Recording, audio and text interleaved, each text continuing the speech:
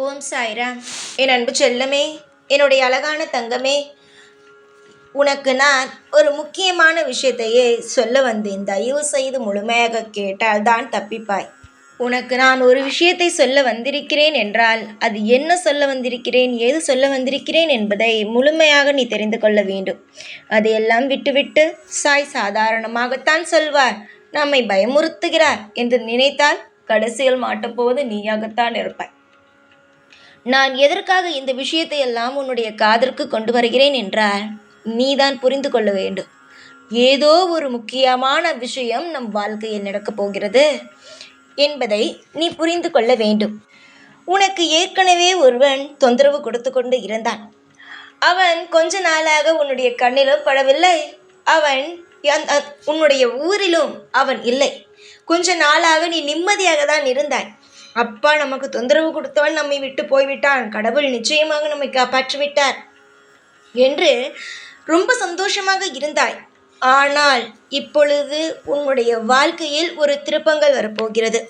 உன்னை தினமும் அள வைத்தவன், தினமும் உனக்கு தொந்தரவு கொடுத்து கொண்டே இருந்தவன், உன்னுடைய பாவத்தை கொட்டி கொண்டவன் உன்னை தேடி திரும்பவும் வருகிறான். அதுவும் அவன் நல்ல எண்ணத்தில் வரவே இல்லை.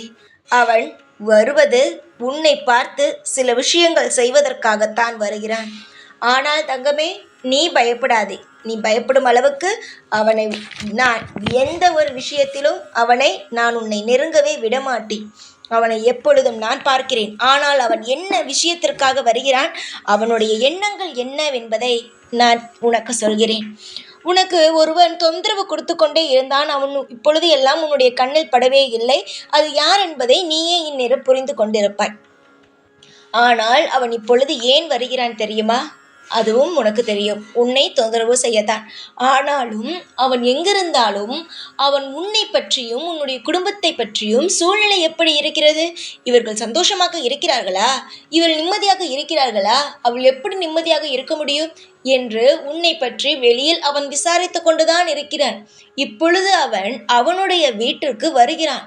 வரும்பொழுது உனக்கு அவன் பிரச்சனை கொடுப்பதற்கு நிறைய விஷயங்களை அவன் யோசித்து வைத்திருக்கிறான். முக்கியமாக நீ ஏதாவது பேசுவதற்காகவோ இல்லை நீ ஏதாவது அவனுடைய முகத்தை பார்த்து கண்டு கொள்ளாமல் போகும் பொழுது அவன் ஜாடையாக நிறைய பிரச்சனைகளை அவன் செய்வதற்காக துடிக்கிறான். தொந்தரவு கொடுத்தவனுக்கு மேலும் மேலும் தொந்தரவு கொடுப்பது என்ன புதிதான ஒரு விஷயமா? ஒரு நபர் ஒரு ஆளுக்கு தொந்தரவுகளை கொடுக்க வேண்டும், நிம்மதிகளை கெடுக்க வேண்டும் என்று நினைத்தால் அவனுடைய எண்ணமானது அதே போலத்தான் யோசித்து கொண்டிருக்கும். ஒருவன் சண்டையிலேயே வாழ ஆரம்பித்து விட்டான் என்றால் அவன் எண்ணம் முழுவதும் சண்டையில் மட்டும்தான் இருக்கும். அவன் இங்கு மட்டுமல்ல, எந்த ஊருக்கு போனாலும் அவனை சுற்றி இருப்பவர்களை நிம்மதியாக இருக்க விட மாட்டான். அதுபோல அவன் இப்பொழுது உன்னை தேடி நிச்சயமாக அவன் சண்டைகளை போடுவான். அவன் நிச்சயமாக தேவையில்லாத வார்த்தைகளை ஜாடையாக அவன் விடுவான். ஆனால் அவன் எந்த ஜாடையாக பேசினாலும் அவன் என்னத்தான் உன்னிடம் சண்டை போட ஒரு முயற்சி எடுத்தாலும் நீ கண்டுகொள்ளக்கூடாது. அவனை நீ பார்த்தாயானால் உன்னுடைய துரோகி, உன்னுடைய பாவத்தை கொட்டி கொண்டவன், உன்னுடைய வாழ்க்கையை கெடுக்க வேண்டும் என்று நினைத்தவனை நீ பார்த்தாய், நிச்சயமாக அவனுடைய முகத்தை கூட நீ பார்க்காமல் கீழே குனிந்து கொண்டே போக வேண்டும், கீழே குனிந்து கொண்டே வர வேண்டும். இது தவறான விஷயம் அல்ல. அவனுக்கு நான் அடங்கி போக வேண்டுமா என்று நீ நினைக்கக்கூடாது. பிரச்சனை வேண்டாம் என்றால் ஒதுங்கி போக வேண்டும். தேவையில்லாத ஒரு பொருள் எல்லாம் இருக்கும் அல்லவா, அது போல அவனை நினைத்து கொள்ள வேண்டும். தேவையுள்ள அழகான பொருளை பார்த்து தானே நாம் ரசிப்போம். தேவையில்லாத விஷயத்தை பார்த்து நீ ரசிப்பாயா? தேவையில்லாத பொருள் குப்பை என்று நினைத்து கொண்டு திரும்பியே பார்க்காதே. உனக்கு எவன் தொந்தரவு கொடுத்தாலும், எவன் உன்னுடைய வாழ்க்கையை கெடுக்க வேண்டும் என்று நினைத்தாலும் அவனை நீ ஒரு குப்பையாக பாரு. அவன் எவ்வளவு பெரிய இடத்தில் வேண்டுமானாலும் இருக்கட்டும், அவன் பெரிய பதவியில் இருக்கட்டும், பணக்காரனாக இருக்கட்டும், என்னவாக இருந்தாலும் உனக்கு ஒருவன் தேவையில்லை என்றால் உனக்கு அவன் தவறான விஷயத்தை செய்கிறான், உனக்கு தவறு மட்டுமே அவன் நிலைக்க வேண்டும் என்று நினைக்கிறான் என்றால் அவனை நிச்சயமாக சொல்கிறேன், குப்பை போல நினைத்து தூக்கி எறி. அவன் நிச்சயமாக எந்தேதோ விஷயத்தை பற்றியெல்லாம் அவன் பேச வருவான். தேவையே இல்லாமல் ஜாடையில் எல்லாம் உன்னிடம் பேசுவான். ஆனாலும் அதெல்லாம் நீ கண்டு கொள்ளக்கூடாது. உன்னுடைய வேலை என்னவோ அதை பார்.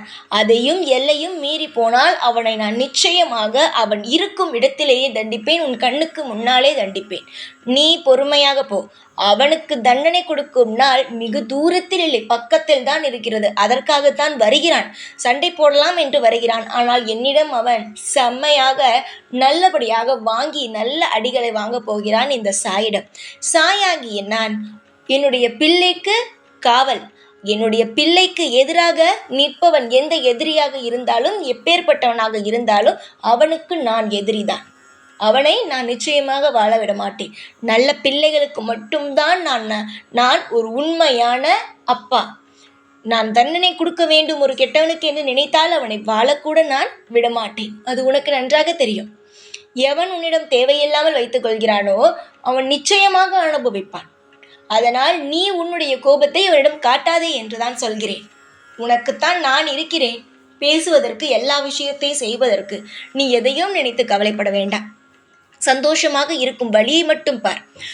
ஆக மொத்தம் உன்னுடைய ஒரு எதிரி அழிய போகிறான். உனக்கு தொந்தரவு செய்து கொண்டவன் அழிய போகிறான். தானாக வந்து என்னிடம் தேவையில்லாமல் அடிகளை வாங்க போகிறான். அவனுடைய வாழ்க்கையை வெறுக்க போகிறான்.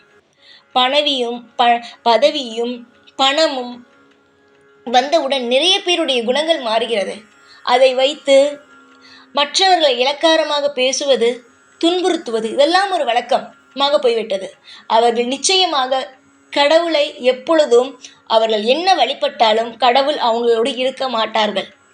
ஒன்று தெரிந்து கொள்ளுதல், உண்மையான அன்பு, உண்மையான மனம், தெய்வத்தை பார்த்தால் தெய்வமா, நம் தவறு செய்தால் தண்டிக்குமே என்று பயப்படுவர்கள் மட்டும்தான் தெய்வத்தை கிட்ட நெருங்க முடியும். தெய்வமும் கிட்ட வரும். தெய்வமெல்லாம் அல்ல என்று தெய்வத்தை பார்த்து பயப்படாமல் தன்னுடைய இஷ்டத்திற்கு பதவி, அந்தஸ்து, பணம் இதெல்லாம் வைத்து ஆடுபவனுக்கு என்றுமே எங்களிடம் எப்பொழுதும் இடம் கிடையாது. தானாக வந்து உன்னிடம் வலிக்க வந்து தொந்தரவு கொடுத்தான், நிச்சயமாக அவனுடைய வாழ்க்கையில் மிகப்பெரிய ஒரு அடிகள் காத்து கொண்டு இருக்கிறது. உன்னுடைய பாவத்தை அவன் கொட்டி கொண்டான். உன்னுடைய வாழ்க்கையை அவன் கெடுக்க வேண்டும் என்று நினைத்தான். அதற்காகவே அவனுக்கு நிச்சய தண்டனை உண்டு. உன்னுடைய கண்ணுக்கு நேராக அந்த தண்டனையை கொடுக்கத்தான் நான் போகிறேன். அதற்கு முன்பு சில ஆட்டங்களை ஆடலாம் என்று நினைப்பான். நிச்சயமாக சொல்கிறேன் என்னுடைய தங்கமே, நிச்சயமாக சொல்கிறேன், எவனையும் கண்டு பயப்படாதே.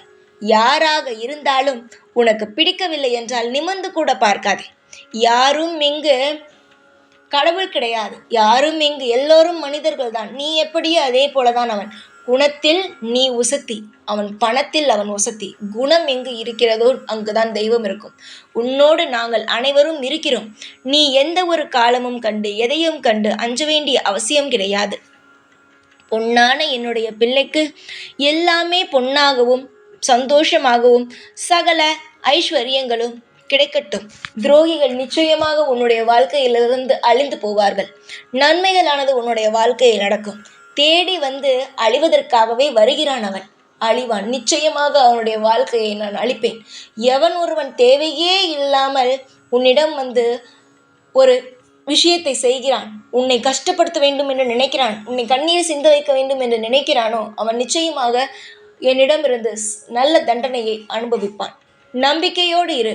சகல ஐஸ்வர்யங்களும் உன்னுடைய வாழ்க்கையில் கிடைத்திடும்.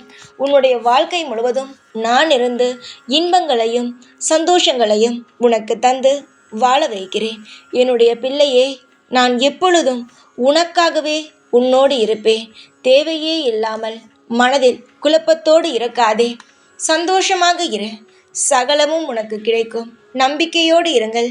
எல்லாம் நல்லதே நடக்கும். ஓம் சாய்ராம்.